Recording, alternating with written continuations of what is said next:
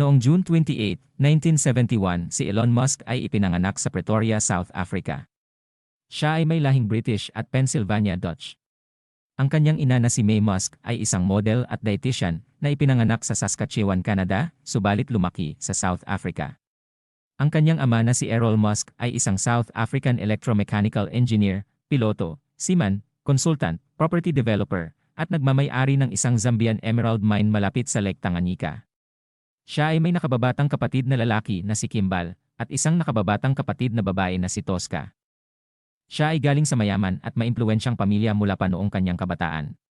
Ang kanyang ama ay inihalal sa konseho ng lungsod ng Pretoria bilang isang kinatawan ng isang progressive party. Ang kanyang lolo sa ina na kaparihas ng kanyang pangalan ay si Joshua Elon Haldeman, isang Kanadian na ipinanganak sa Amerika na nagdala sa kanyang pamilya sa Afrika at Australia gamit ang isang single-engine na eroplano. Pagkatapos ng diborsyo ng kanyang mga magulang noong 1980, pinili niyang manirahan sa piling ng kanyang ama. Siya ay may dalawa pang mga kapatid sa kanyang ama, isang lalaki at isang babae.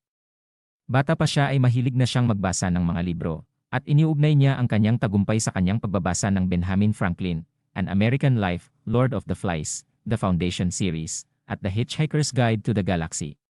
Sa edad na 10 years old, nagkaroon siya ng interes sa paggawa ng mga video games. Pinag-aralan niya kung paano mag-program ng Vice-20 gamit lang ang manual nito.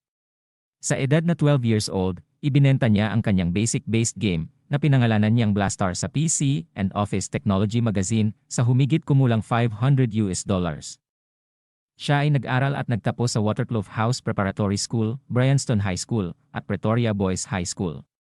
Hindi talaga siya matalinong bata, nakakuha lang siya ng gradong B sa kanyang math certification. Pagkatapos niya ng high school ay nag-apply siya para sa isang Canadian passport sa pamamagitan ng kanyang ina na isang Canadian-born, sa pag-aakalang magiging mas madali ang ganitong paraan sa pag-migrate sa Estados Unidos. Habang naghihintay na maproseso ang kanyang aplikasyon, nag-enroll muna siya sa University of Pretoria habang hinihintay na ma-approved ang kanyang visa na umabot sa 5 buwan. Noong June 1989, natuloy ang pag-migrate niya sa Canada at nanirahan sa kanyang pangalawang pinsan sa Saskatchewan sa loob ng 1 taon. Nagsikap na makapagtrabaho sa isang farm at kinalaunan ay sa isang lumber mill noong 1990, pumasok siya sa Queen's University sa Kingston, Ontario. Pagkalipas ng 2 taon, lumipat siya sa University of Pennsylvania, na kung saan siya ay nagtapos sa kursong Bachelor of Arts degree in Physics. Nag-enroll din siya sa Wharton School at nagtapos sa kursong Bachelor of Science degree in Economics. Nag-aaral pa lang siya ay magaling na siyang magnegosyo.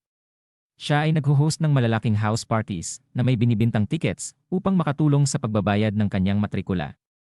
Nagsulat din siya ng isang business plan para sa isang electronic book scanning service kahalintulad ng Google Books. Kahayagang noon pa man ay nasa puso na talaga ni Elon Musk ang pagnenegosyo. Noong 1994, siya ay nagkaroon ng 2 internship sa Silicon Valley.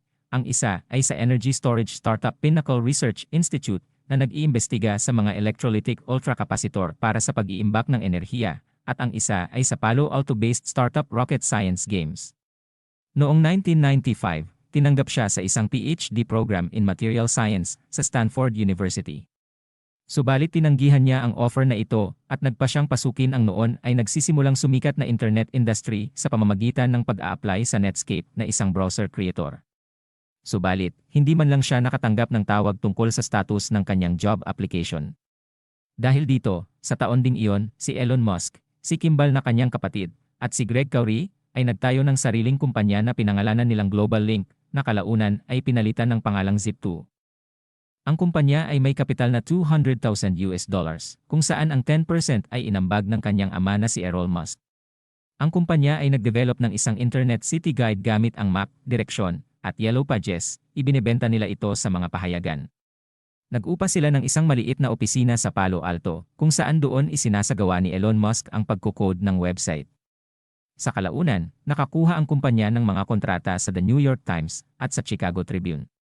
Subalit, pagkalipas ng ilang taon, noong Pebrero 1999, binili ng Compaq ang Zip2 sa halagang $307 million at tumanggap si Elon Musk ng $22 million para sa kanyang 7% share. Bago pa matapos ang 1999, pinangunahan ni Elon Musk ang pagtayo ng X.com, isang online financial services and email payment company. Ang X.com ay isa sa mga unang federally insured online banks Nasa unang buwan pa lang ng kanilang operasyon ay nagkaroon na ito ng mahigit sa 200,000 customers. Subalit sa kabila na si Elon Musk ang pangunahing nagtatag ng kumpanya, itunuring siya ng mga investors na walang karanasan at kaagad siyang pinalitan bilang presidente sa katauhan ni Bill Harris sa taon ding iyon. Noong 2000, ang X.com ay sumanib sa online bank na Confinity, isang American software company na nakabase sa Silicon Valley na nagmamay-ari ng PayPal upang maiwasan ang kompetisyon ng dalawa. Dahil sa pagsasanib na iyon, si Elon Musk ay nakabalik bilang isang presidente ng sumanib na kumpanya.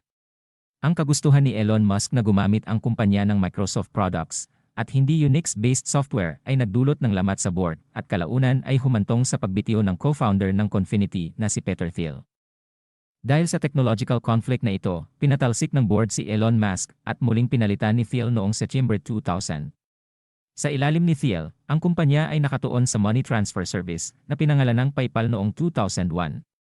Noong 2002, ang PayPal ay binili ng eBay sa halagang $1.5 billion, kung saan si Elon Musk ay nakatanggap ng $175 million bahagi ng kanyang 11.72% share sa kumpanya. Noong 2017, mahigit 15 years ang lumipas, binili ni Elon Musk ang X.com domain mula sa PayPal dahil sa sentimental value nito sa kanya.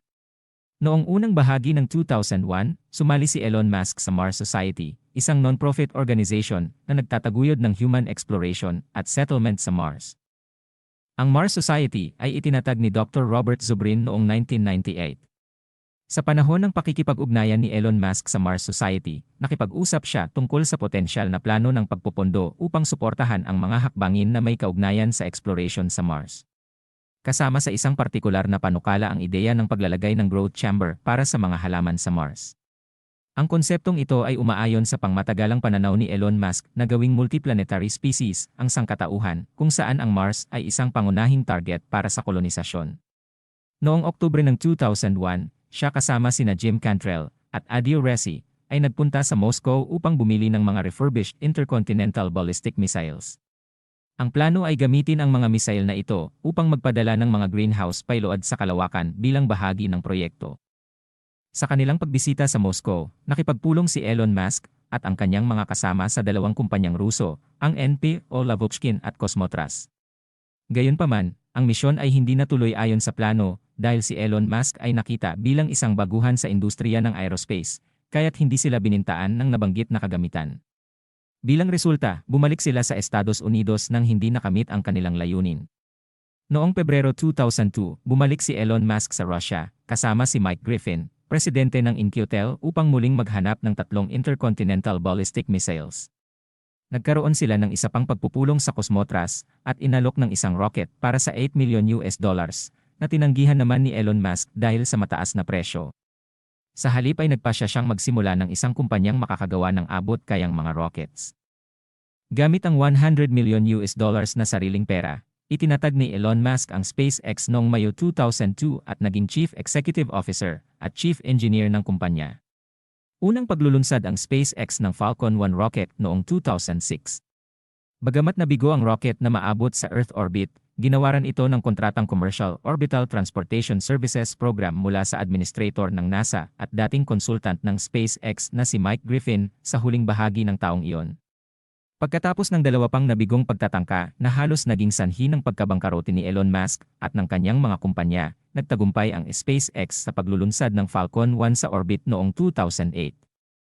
Sa huling bahagi ng taong iyon, nakatanggap ang SpaceX ng $1.6 billion na kontrata ng Commercial Resupply Services mula sa NASA para sa 12th flight ng Falcon 9 rocket at Dragon spacecraft patungo sa International Space Station, na naging kahalili ng Space Shuttle pagkatapos nitong magretiro noong 2011. Noong 2012, ang Dragon vehicle ay nakadock sa International Space Station, ang una sa mga commercial spacecrafts.